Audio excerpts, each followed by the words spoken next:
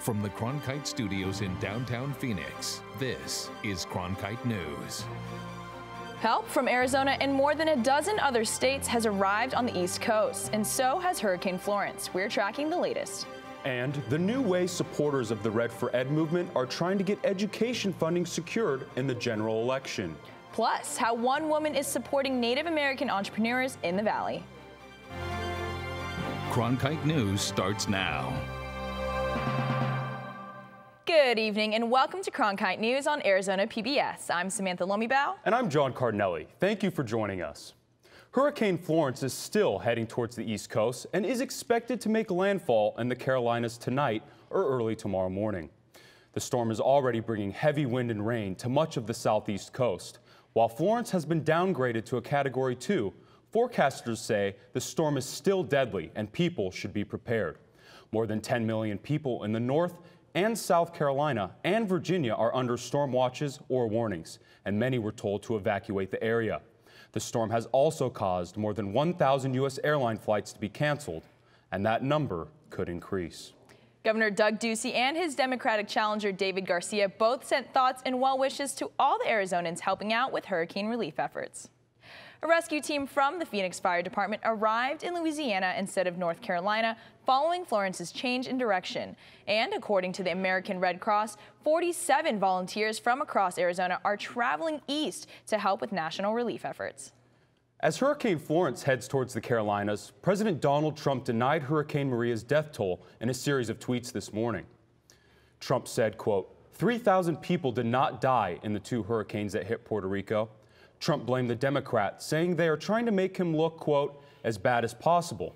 But top Republicans disagreed with Trump's statement. Casualties don't make a person look bad. That's not. So I have no reason to dispute these numbers. I was in Puerto Rico after the hurricane. It was devastated. This was a horrible storm. I toured the entire island, and it's an isolated island that lost its infrastructure and its power for a long time. You couldn't get to people for a long time on the island because roads were washed out, power was gone, and the casualties mounted for a long time. So I have no reason to dispute those numbers. Those are just the facts of what happens when a horrible hurricane hits an isolated place like an island. Both chambers of Congress canceled business for Friday so that members and staff could get home in advance of the Hurricane Florence's landfall. More details on the storm's projected path ahead in weather.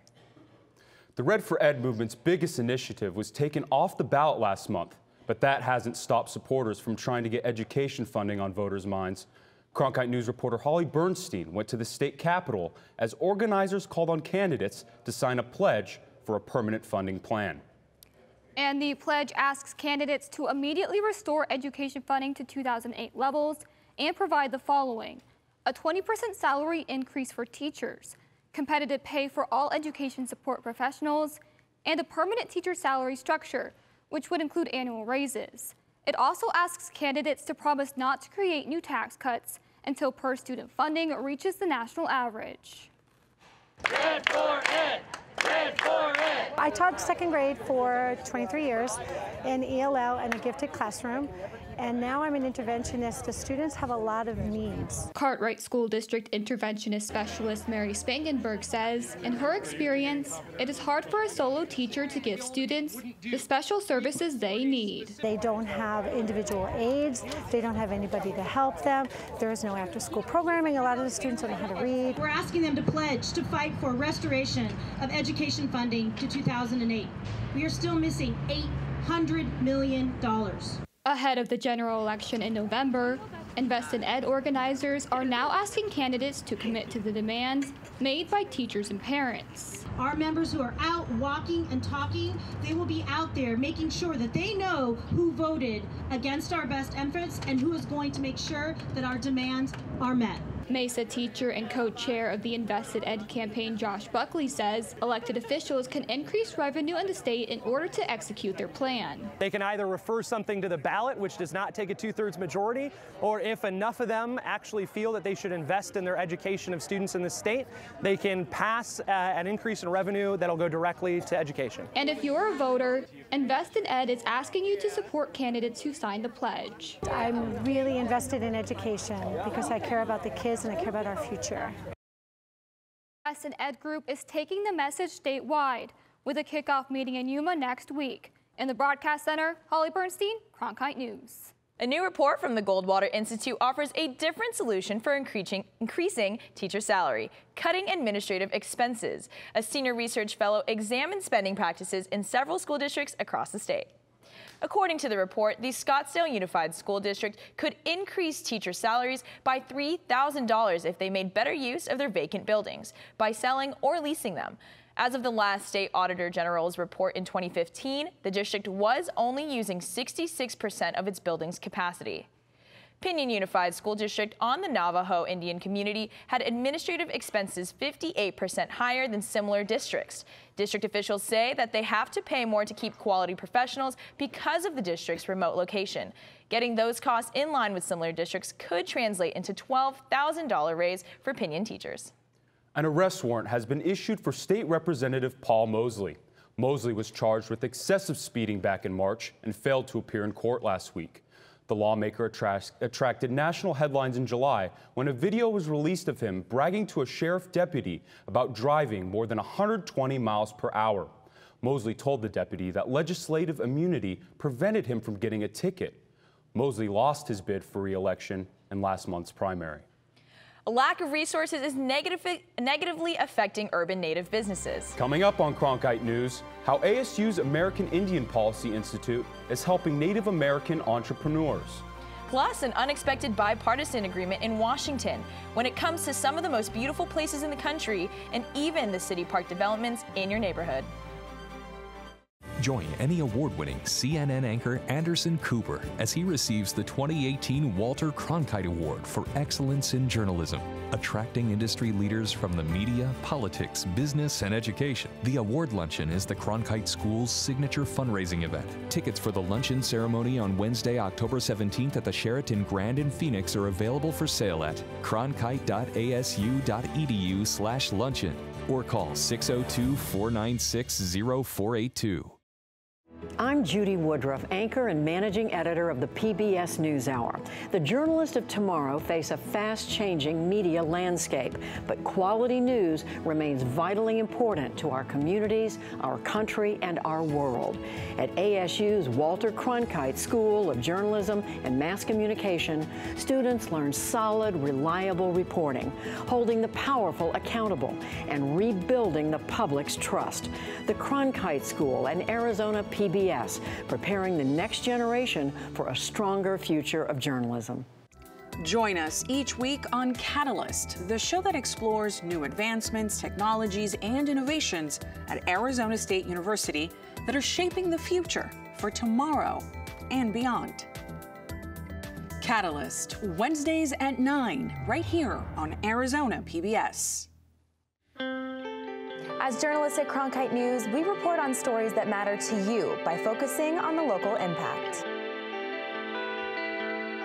We dig deeper and work tirelessly to keep you informed. Live in Wickerburg. Live in Los Angeles. In Cleveland. In Washington. In Louisville. From Jerusalem. Live in Philadelphia. From around the world to right here in Phoenix. At Cronkite News, we report the facts and stick to the truth. Senate Republicans rejected efforts today to subpoena documents related to Supreme Court nominee Brett Kavanaugh. Democrats on the Senate Judiciary Committee say they need the documents to vet his record. Senate Republicans hope to vote to confirm Kavanaugh by October 1st when the new Supreme Court term begins. While Republicans and Democrats were sparring over Judge Kavanaugh's nomination, they were reaching an unexpected agreement in a House committee on a plan to reauthorize a fund for acquiring public lands. Monty Stevens reports from our Washington bureau. Representative Rob Bishop of Utah had some problems with the Land and Water Conservation Fund. I have always been actually in favor of Land and Water Conservation Fund's purpose and goals. I was opposed to the way it was abused in the past, and I want that reformed. That abuse, Bishop wrote in a political editorial, is in the way the $900 million fund has been divided. The federal government has increasingly crowded out states it was supposed to share the money with. First of all, they took the mandatory percentage out, and the amount that went to the states diminished significantly, almost down from 50% to 12%. Bishop was pushing for reform while Democrats wanted straight renewal of the fund, but time was running out. Unfortunately, the authorization for the program will expire in a little over 2 weeks. This is a completely avoidable situation. But with the deadline for reauthorization looming, a surprising thing happened at the House Natural Resources Committee meeting today. The two sides reached agreement. We've been negotiating this with the chairman. He's been a staunch advocate of these stateside grants, and for good reasons. These grants have a huge impact and support the establishment of city parks, ball fields, recreation center, hiking trails, open space preserves in communities and urban areas throughout the country. The committee unanimously voted to renew the fund, but with more money set aside to the states. We had billions of dollars worth of backlog in terms of construction projects that we need to fulfill, and now we're going to start fulfilling them. 40% would be guaranteed to those stateside projects that everyone wanted.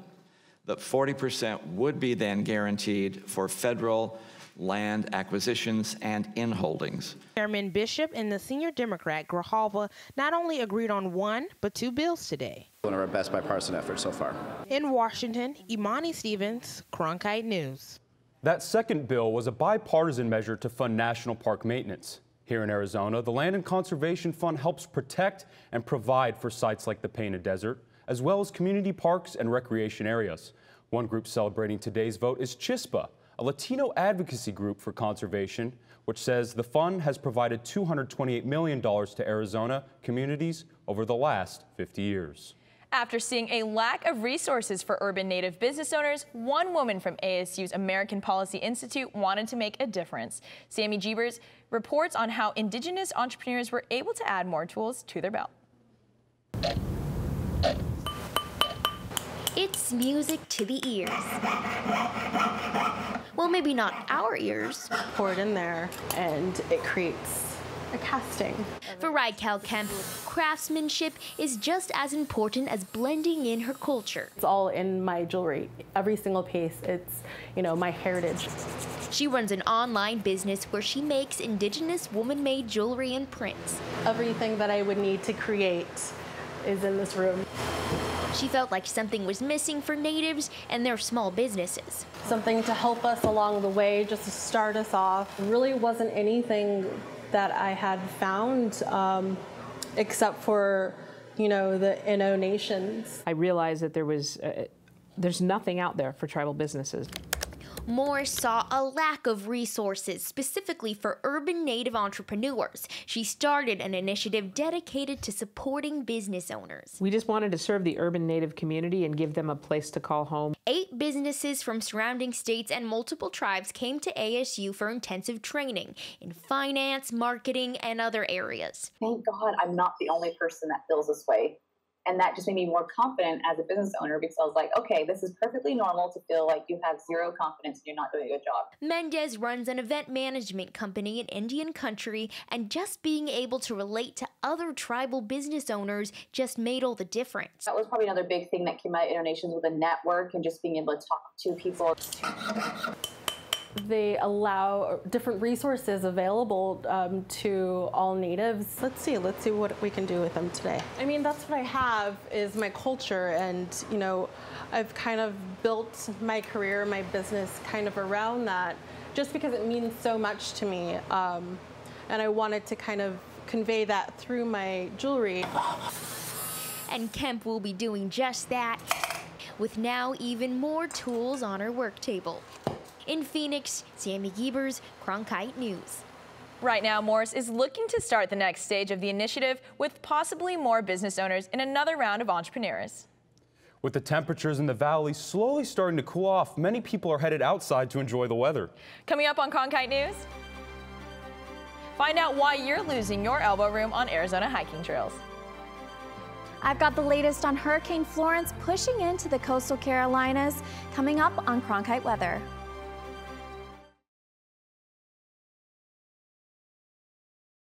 I'm Ted Simons, host and managing editor of Arizona Horizon.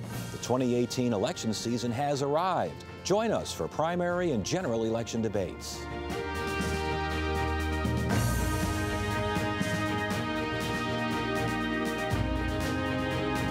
Right here, meet the candidates and hear their positions.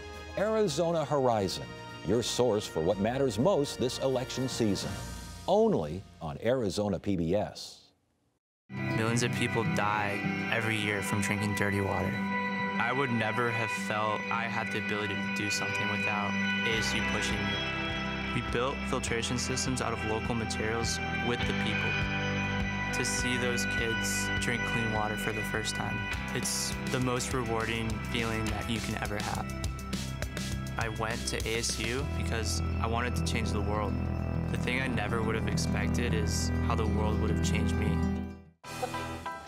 If you're looking for one show that tells you what happened that day in the world of business, it's NBR. We saw a classic shipwreck. Nordstrom's opening stores. Triple-digit gains. Crude climbs. We're there to help our audience find new investment ideas. The market still has room to go up. Nightly Business Report is the longest-running business television program in history.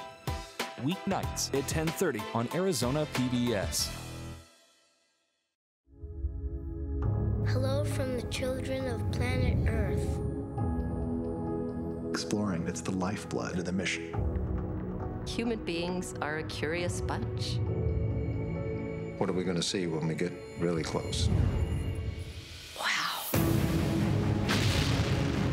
Just because an idea is crazy, it's not necessarily wrong. We were on our way. You don't get anywhere until you've tested the limits. That carries an intensity you can't imagine. You could hear people just, whoa.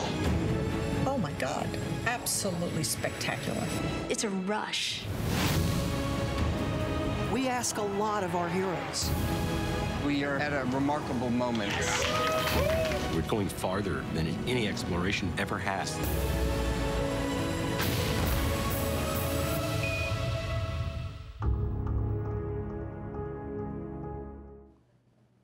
The mountains surrounding the Phoenix metro area offer individuals the chance to escape concrete, but that doesn't necessarily mean other people.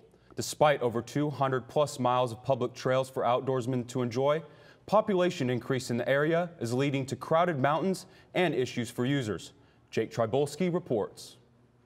As people continue to flock to Arizona's most crowded city, traffic is appearing in places without paved roads. We like to say that our trails are loved to death. And that really is true. According to the U.S. Census Bureau, the Phoenix metropolitan area has grown about 13% since 2010.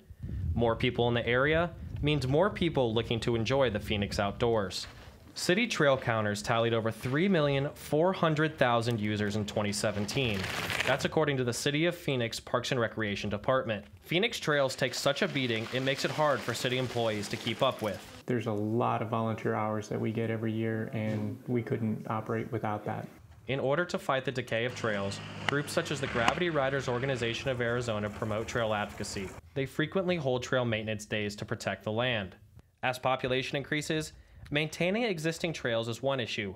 Keeping people on them is another. Sometimes we'll do an entire trail day that's all we're doing is just cutting off shortcuts or repairing damage from people cutting around things. Wandering off the beaten path raises huge safety concerns. With unmarked trails, when a user becomes lost or injured, it becomes extremely difficult for rescue teams to find them. And the scary part is, a lot of people don't realize they're on an unsanctioned trail at all. One person going off trail leaves a path for others to follow. Once other people start following, that increases the trail, makes it more appealing to others to use, whether they know they're doing it or not. The ecosystem is sensitive.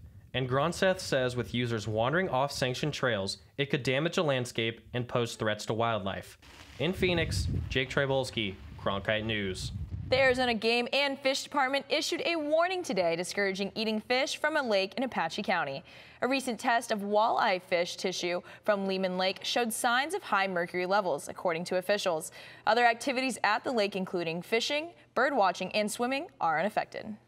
It was the space race that first put Arizona on the map for helium production.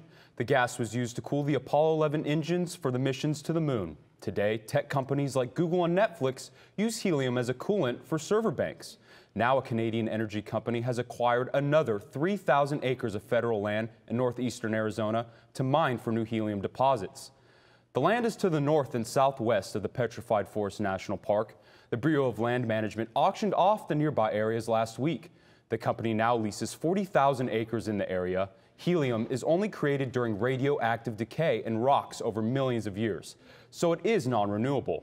That's why energy developers say they believe Arizona is the Saudi Arabia of helium. We will have a full multimedia report on the helium mining operation and some environmental concerns online. Check it out tomorrow at cronkitenews.azpbs.org. The Carolinas are preparing for Hurricane Florence. The storm was downgraded to a Category 2, but is still expected to cause major damage. Let's check in with Jade Yabon to see what we should expect there and here in the valley. Jade? Here in the Southwest, we're keeping a close eye on Hurricane Florence, which is moving into the coastal Carolinas. It's around 105 miles per hour right now, and it's about 100 miles out from Wilmington, North Carolina. Now, just because it's downgraded from a Category 3 hurricane down to Category 2 doesn't mean that it's any less dangerous. We can expect some power surges, storm surges with the storm, and then also, oh my God, I'm sorry. We can also expect some storm surges as well as some coastal flooding and some intense rainfall heading into the weekend. Now, we have very different conditions here in Phoenix. We're sitting at around 105 degrees with a dew point of 36 degrees, meaning that Phoenix is a very dry and hot day here in the valley. Now, we can expect some 85 degrees tomorrow with 102 around noon, hitting our high of 107 at 4 p.m. Now let's take a look at our 7-day forecast. We can see that we're sitting within the triple digits here in the valley until around Thursday. We'll be around 98 degrees. Here in the Weather Center, I'm Jade Nicole Yvonne. Women are making an impact in the world of gaming. Coming up on Cronkite News, find out how WNBA superstars are making history.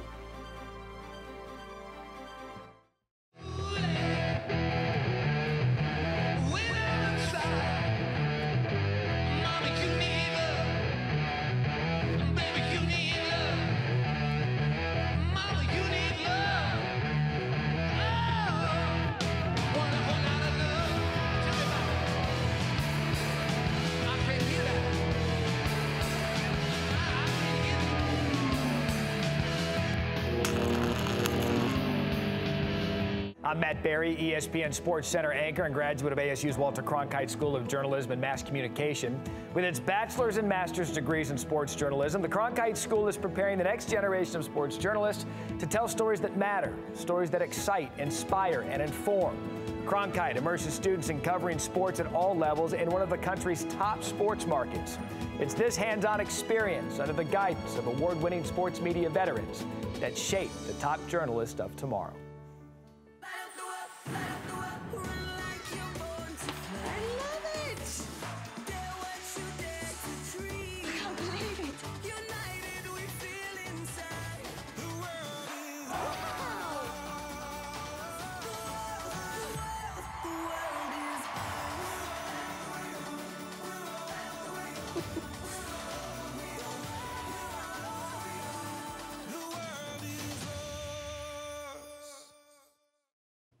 The Seattle Storm is standing tall as the WNBA champions after a 3-game sweep of the Washington Mystics.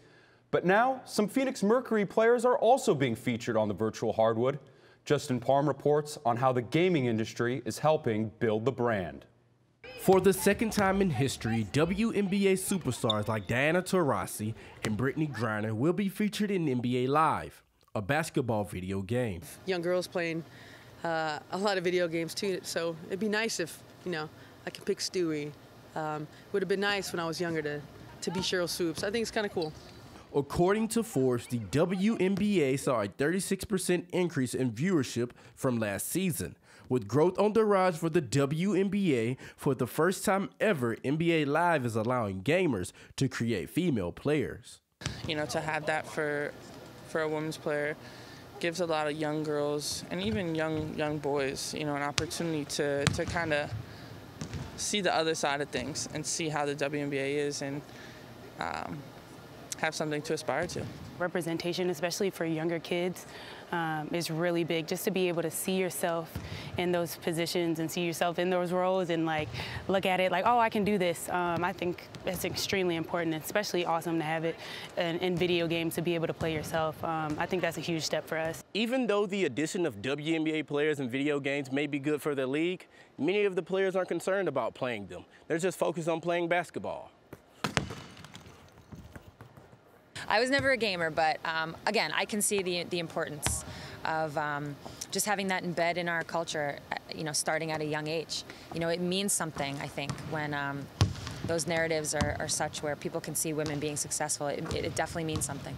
Now that WNBA players are in video games, fans can make Brittany Griner's comments about beating DeMarcus Cousins one-on-one a reality. In Phoenix, Justin Parham, Cronkite News. Cronkite News is proud to be the news division of Arizona PBS. Here's what's coming up on Arizona Horizon in PBS NewsHour. On the next Arizona Horizon, a clean elections debate between candidates for Superintendent of Public Instruction. Democrat Kathy Hoffman faces off against Republican Frank Riggs. It's on the next Arizona Horizon. I'm economics correspondent Paul Solman on Wall Street with historian Adam Tooze, author of Crash: How a Decade of Financial Crises Changed the World. On the next PBS NewsHour. That's it for Cronkite News tonight. Thanks for joining us. For top Arizona stories anytime, go to cronkitenews.azpbs.org.